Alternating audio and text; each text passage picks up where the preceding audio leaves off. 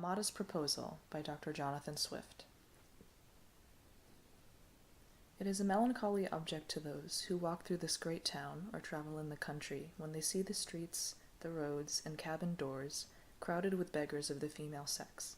followed by 3, 4, or 6 children, all in rags and importuning every passenger for an alms. These mothers, instead of being able to work for their honest livelihood, are forced to employ all their time in strolling to beg sustenance for their helpless infants who, as they grow up, either turn thieves for want of work or leave their dear native country to fight for the pretender in Spain or sell themselves to the Barbados. I think it is agreed by all parties that this prodigious number of children in the arms or on the backs or at the heels of their mothers, and frequently of their fathers, is in the present deplorable state of the kingdom a very great additional grievance. And therefore, whoever could find out a fair, cheap, and easy method of making these children sound and useful members of the commonwealth would deserve so well of the public as to have his statue set up for a preserver of the nation. But my intention is very far from being confined to provide only for the children of professed beggars. It is of a much greater extent, and shall take in the whole number of infants at a certain age, who are born of parents in effect as little able to support them, as those who demand our charity in the streets. As to my own part, having turned my thoughts for many years upon this important subject, and maturely weighed the several schemes of our projectors, I have always found them grossly mistaken in their computation. It is true, a child just dropped from its dam may be supported by her milk for a solar year with little other nourishment, at most not above the value of 2 shillings, which the mother may certainly get, or the value in straps, by her lawful occupation of begging, and it is exactly at 1 year old that I propose to provide for them in such a manner as, instead of being a charge upon their parents or the parish, or wanting food and raiment for the rest of their lives, they shall, on the contrary, contribute to the feeding, and partly to the clothing of many thousands. There is likewise another great advantage in my scheme, that it will prevent those voluntary abortions, and that horrid practice of women murdering their bastard children, alas, too frequent among us, sacrificing the poor innocent babes, I doubt, more to avoid the expense than the shame, which would move tears and pity in the most savage and inhuman breast. The number of souls in this kingdom being usually reckoned 1.5 million, of these I calculate there may be about 200,000 couple whose wives are breeders, from which number I subtract 30,000 couple who are able to maintain their own children, although I apprehend there cannot be so many under the present distresses of the kingdom. But this being granted, there will remain 170,000 breeders. I again subtract 50,000 for those women who miscarry and whose children die by accident or disease within the year. There only remain 120,000 children of poor parents annually born. The question, therefore, is how this number shall be reared and provided for, which, as I have already said, under the present situation of affairs, is utterly impossible by all the methods hitherto proposed. Culture. We neither build houses, I mean in the country, nor cultivate land. They can very seldom pick up a livelihood by stealing till they arrive at 6 years old, except when they are of towardly parts, although I confess they learn the rudiments much earlier, during which time they can, however, be properly looked upon only as probationers, as I have been informed by a principal gentleman in the country of Cavan, who protested to me that he never knew above 1 or 2 instances under the age of 6, even in a part of the kingdom so renowned for the quickest proficiency in that art. I am assured by our merchants that a boy or a girl before 12 years old is no saleable commodity, and even when they come to this age, they will not yield above 3 pounds, or 3 pounds and half a crown at most, on the exchange, which cannot turn to account either the parents or kingdom, the charge of nutriments and rags having been at least 4 times that value. I shall now, therefore, humbly propose my own thoughts, which I hope will not be liable to the least objection. I have been assured by a very knowing American of my acquaintance in London that a young, healthy child, well nursed, is, at a year old, a most delicious, nourishing, and wholesome food, whether stewed, roasted, baked, or boiled, and I make no doubt that it will equally serve in a fricassee or a ragout. I do therefore humbly offer it to public consideration that of the 120,000 children already computed, 20,000 may be reserved for breed, whereof only 1/4 part to be males, which is more than we allow to sheep, black cattle, or swine, and my reason is that these children are seldom the fruits of marriage, a circumstance not much regarded by our savages, therefore 1 male will be sufficient to serve 4 females. That the remaining 100,000 may, at a year old, be offered in sale to the persons of quality and fortune through the kingdom, always advising the mother to let them suck plentifully in the last month, so as to render them plump and fat for a good table. A child will make 2 dishes at an entertainment for friends, and when the family dines alone, the fore or hind quarter will make a reasonable dish, and seasoned with a little pepper or salt, will be very good boiled on the 4th day, especially in winter. I have reckoned upon a medium, that a child just born will weigh 12 pounds, and in a solar year, if tolerably nursed, increaseth to 28 pounds. I grant this food will be somewhat dear, and therefore very proper for landlords, who, as they have already devoured most of the parents, seem to have the best title to the children.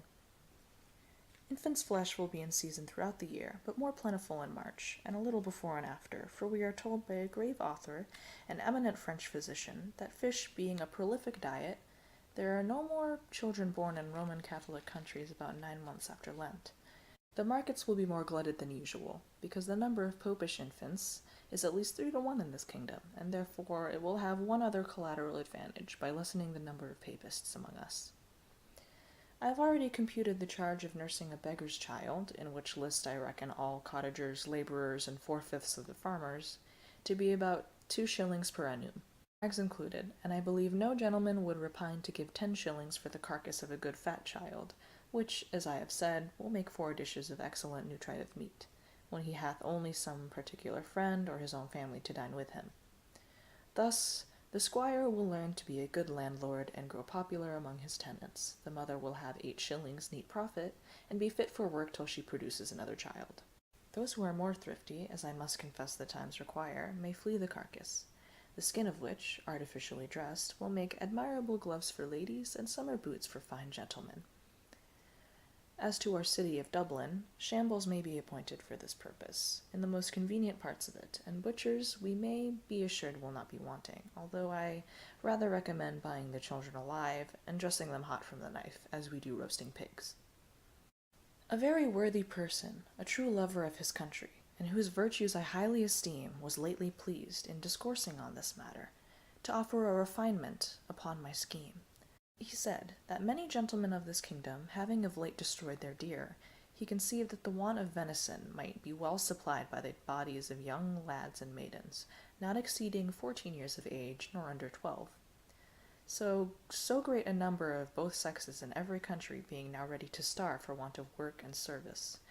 and these to be disposed of by their parents, if alive, or otherwise by their nearest relations.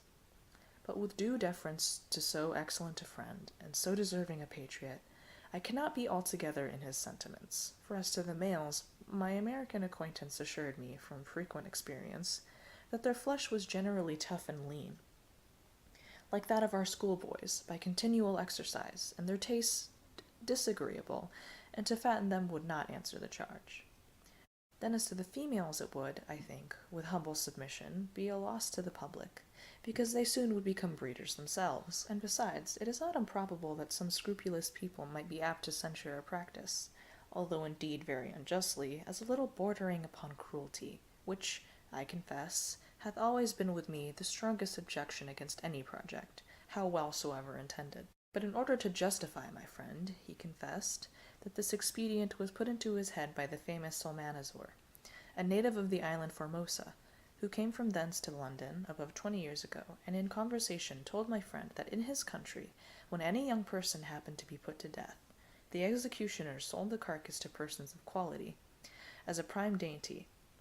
and that, in his time, the body of a plump girl of 15, who was crucified for an attempt to poison the emperor, was sold to his Imperial Majesty's Prime Minister of State and other great mandarins of the court in joints from the gibbet, at 400 crowns. Neither indeed can I deny that if the same use were made of several plump young girls in this town, who without one single groat to their fortunes, cannot stir abroad without a chair, and appear at a playhouse and assemblies and foreign fineries, which they never will pay for, the kingdom would not be the worse. Some persons of a desponding spirit are in great concern about that vast number of poor people, who are aged, diseased, or maimed, and I have been desired to employ my thoughts what course may be taken, to ease the nation of so grievous an encumbrance. but I am not in the least pain upon that matter, because it is very well known that they are every day dying and rotting by cold and famine and filth and vermin, as fast as can be reasonably expected. And as to the young laborers, they are now in almost as hopeful a condition. They cannot get work, and consequently pine away from want of nourishment to a degree that if at any time they are accidentally hired to a common labor, they have not strength to perform it, and thus the country and themselves are happily delivered from the evils to come. I have too long digressed, and therefore shall return to my subject. I think the advantages by the proposal which I have made are obvious and many, as well as of the highest importance. For first, as I have already observed, it would greatly lessen the number of papists with whom we are yearly overrun, being the principal breeders of the nation, as well as our most dangerous enemies, and who stay at home on purpose with a design to deliver the kingdom to the Pretender, hoping to take their advantage by the absence of so many good Protestants, who have chosen rather to leave their country than stay at home and pay tithes against their conscience to an episcopal curate. Secondly, the poorer tenants will have something valuable of their own, which by law may be made liable to a distress, or help to pay their landlord's rent, their corn and cattle being already seized, and money a thing unknown. Thirdly, whereas the maintenance of 100,000 children from 2 years old and upwards cannot be computed at less than 10 shillings apiece per annum, the nation's stock will be thereby increased 50,000 pounds per annum, besides the profit of a new dish, introduced to the tables of all gentlemen of fortune in the kingdom, who have any refinement and taste. And the money will circulate among ourselves, the goods being entirely of our own growth and manufacture. Fourthly, the constant breeders, besides the gain of 8 shillings sterling per annum by the sale of their children, will be rid of the charge of maintaining them after the first year. Fifthly, this food would likewise bring great custom to taverns, where the vintners will certainly be so prudent as to procure the best receipts for dressing it to perfection, and consequently have their houses frequented by all the fine gentlemen, who justly value themselves upon their knowledge in good eating, and a skilful cook, who understands how to oblige his guests, will contrive to make it as expensive as they please. Sixthly, this would be a great inducement to marriage, which all wise nations have either encouraged by rewards or enforced by laws and penalties. It would increase the care and tenderness of mothers towards their children, when they are sure of a settlement for life to the poor babes, provided in some sort by the public to their annual profit instead of expense. We should soon see an honest emulation among married women, which of them could bring the fattest child to the market. Men would become as fond of their wives during the time of their pregnancy as they are now their mares and foal, their cows and calf, or sow when they are ready to farrow, nor offer to beat or kick them, as is too frequent a practice, for fear of a miscarriage. Many other advantages might be enumerated. For instance, the addition of some 1,000 carcasses in our exportation of barreled beef, the propagation of swine's flesh, and improvement in the art of making good bacon, so much wanted among us by the great destruction of pigs, too frequent at our tables, which are no way comparable in taste or magnificence to a well-grown, fat yearly child, which roasted whole will make a considerable figure at a Lord Mayor's feast, or any other public entertainment. But this and many others I omit, being studious of brevity. Supposing that 1,000 families in the city would be constant customers for infants' flesh, besides others who might have it at merry meetings, particularly at weddings and christenings, I compute that Dublin would take off annually about 20,000 carcasses, and the rest of the kingdom, where probably they will be sold somewhat cheaper, the remaining 80,000. I can think of no one objection that will possibly be raised against this proposal, unless it should be urged that the number of people will be thereby much lessened in the kingdom. This I freely own, and 'twas indeed one principal design in offering it to the world. I desire the reader will observe that I calculate my remedy for this one individual kingdom of Ireland, and for no other that ever was, is, or, I think, ever can be upon earth. Therefore, let no man talk to me of other expedients, of taxing our absentees at 5 shillings a pound, of using neither clothes nor household furniture, except for what is of our own growth and manufacture, of utterly rejecting the materials and instruments that promote foreign luxury, of curing the expensiveness of pride, vanity, idleness, and gaming in our women, of introducing a vein of parsimony, prudence, and temperance, of learning to love our country, wherein we differ even from Laplanders and the inhabitants of Tupinamboo, of quitting our animosities and factions, nor acting any longer like the Jews, who were murdering one another at the very moment their city was taken, of being a little cautious not to sell our country and consciences for nothing, of teaching landlords to have at least one degree of mercy toward their tenants. Lastly, of putting a spirit of honesty, industry, and skill into our shopkeepers, who, if a resolution could now be taken to buy only our native goods, would immediately unite to cheat and exact upon us in the price, the measure, and the goodness. Nor could ever yet be brought to make one fair proposal of just dealing, though often and earnestly invited to it. Therefore, I repeat, let no man talk to me of these and the like expedients, till he hath at least some glimpse of hope that there will ever be some hearty and sincere attempt to put them into practice. But, as to myself, having been wearied out for many years with offering vain, idle, visionary thoughts, at any length utterly despairing of success, I fortunately fell upon this proposal, which, as it is wholly new, so it hath something solid and real, of no expense and little trouble, full in our own power, and whereby we can incur no danger in disobliging England. For this kind of commodity will not bear exportation, and flesh being of too tender a consistence, to admit a long continuance in salt, although perhaps I could name a country which would be glad to eat up our whole nation without it. After all, I am not so violently bent upon my own opinion as to reject any offer, proposed by wise men, which shall be found equally innocent, cheap, easy, and effectual. But before something of that kind shall be advanced in contradiction to my scheme, and offering a better, I desire the author or authors will be pleased maturely to consider 2 points. First, as things now stand, how they will be able to find food and raiment for 100,000 useless mouths and backs. And secondly, there being around millions of creatures in humane figure throughout this kingdom,